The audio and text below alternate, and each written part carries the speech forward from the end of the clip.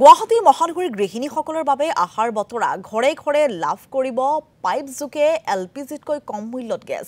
ইতিমধ্যে মহানগৰৰ বিভিন্ন প্ৰান্তত পূৰ্ণগতিত চলিছে প্ৰকল্পৰ কাম। অসমত গেছ ভিত্তিক অৰ্থনৈতিক টনকিয়াল কৰাৰ সংকল্প পিবিজি অৰ্থাৎ পূৰ্ব ভাৰতী গেছ এজেন্সিৰ। কেতিয়াৰ পৰা ঘৰে ঘৰে লাভ কৰিব পাইপলাইন যোগে গেছ, কিয় মহানগৰবাসীয়ে পাইপলাইনসমূহক লৈ শংকিত হৈ পৰিছে, এই সকলোবোৰ সামৰি পূৰ্ব ভাৰতী গেছ কোম্পানীৰ মুখ্য কাৰ্যবাহী বিষয়া মনোজ কুমাৰ বৰুৱাৰ সৈতে এক সাক্ষাৎকাৰ এই মুহূৰ্তত আপোনালোকলৈ আগবঢ়াইছো। গুৱাহাটী মহানগৰীৰ গৃহিণীসকলৰ বাবে সুখবৰ, কিয়নো অতি সোনকালে ঘৰে ঘৰে আপোনালোকে ইন্ধন গেছ লাভ কৰিব। ইতিমধ্যে গুৱাহাটী মহানগৰীৰ বিভিন্ন প্ৰান্তত যি প্ৰকল্পসমূহ, সেই প্ৰকল্পসমূহৰ কাম তুংগত উঠিছে। আৰু আজিৰ দিনটোত আমি সেই গোটেই প্ৰকল্পটোৰ বিষয়ে জানিবৰ কাৰণে পূৰ্ব ভাৰতী গেছ এজেন্সিৰ মুখ্য কাৰ্যবাহী বিষয়াৰ কাৰ্যালয়ত আহি উপস্থিত হৈছোঁ। পোনে পোনে আমি তেখেতৰ কাষলৈ যাম আৰু তেখেতৰ পৰা জানিবলৈ চেষ্টা কৰিম বৰ্তমান সময়ত এই যিটো প্ৰকল্পৰ কাম কিমান দূৰ আগবাঢ়িছে আৰু কেতিয়ালৈ ঘৰে ঘৰে এই গেছসমূহ লাভ কৰিব। আৰু তাৰ সমান্তৰালকৈ বহু লোকে বৰ্তমান সময়ত ভয় খাই আছে যে গুৱাহাটী মহানগৰীৰ বিভিন্ন প্ৰান্তত যিহেতুকে পানীৰ পাইপসমূহ ফাটি গৈছে, ঠিক তেনেকৈ এই গেছৰ যিসমূহ পাইপ, সেই পাইপসমূহ ফাটি যাব নি, এনেকুৱা হয়তো এটা প্ৰশ্ন মনলৈ উদয় হৈছে। সেই সকলোবোৰ সামৰি মই যিহেতুকে এই ঠাইত আহি উপস্থিত হৈছোঁ, পোনে পোনে মই মুখ্য কাৰ্যবাহী বিষয়া মনোজ কুমাৰ বৰুৱা তেখেতৰ পৰা এই কথাবোৰ জানিবলৈ চেষ্টা কৰিম। মই আপোনাক স্বাগতম জনাইছোঁ আৰু পোনে মই সেই প্ৰশ্নটোৰ পৰা আৰম্ভ কৰিম, যিটোকে গুৱাহাটী মহানগৰীৰ বিভিন্ন প্ৰান্তত বহু লোকে বৰ্তমান ভয় খাই উঠিছে।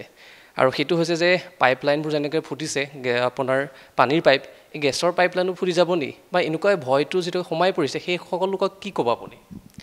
চাওক, যেতিয়া আমি এটা প্ৰজেক্ট কৰোঁ, ধৰক আমি ছেফটিটো সদায় প্ৰাধান্য দি ৰাখোঁ, কাৰণ এইটো পানীৰ লাইন নহয়, এইটো গেছৰ লাইন হয়। কাৰণ গেছৰ লাইন বাৰ্ষ্ট কৰিলে মানে অগ্নি সংযোগ হ'ব আৰু তাতে বিভিন্ন ধৰণৰ ডাঙৰকৈ এটা ভয়ংকৰ দুৰ্ঘটনা ঘটিব পাৰে।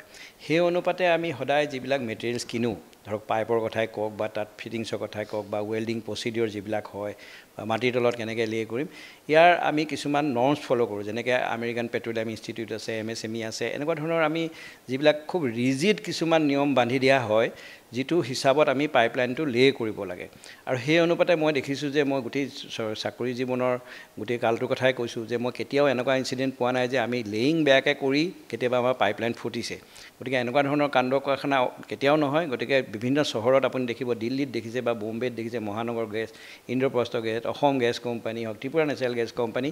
গতিকে কামবিলাক ইমান সুচাৰুৰূপে কৰা যায়, বস্তুবিলাক ইমান সুচাৰুৰূপে প্ৰক্ৰিয়া কৰা যায় যে তাত কোনো খুঁত নাথাকে, আৰু সেই অনুপাতে এক্সিডেণ্টৰ কথা কেতিয়াও আমি ভাবিব নোৱাৰোঁ এইটো ক্ষেত্ৰত। কেতিয়ালৈ গুৱাহাটী মহানগৰবাসীয়ে এই গেছসমূহ ঘৰে ঘৰে লাভ কৰিব? আমি ধৰি লৈছোঁ যে অহা আঢ়ৈ মাহৰ ভিতৰত আমি গুৱাহাটী মহানগৰীত কমচে কম 15,000 মানুহৰ ঘৰত গেছৰ সংযোগ কৰিব পাৰিম। সংযোগ অলৰেডি হৈ গৈছে। মই গেছ জ্বলোৱাৰ কথা কৈছোঁ যে পাকঘৰত গেছৰ জ্বলোৱাৰ যিটো প্ৰচিডিঅ'ৰ হ'ব, এইটো 15,000 গেছ আমি আঢ়ৈ মাহৰ ভিতৰত জ্বলাব পাৰিম।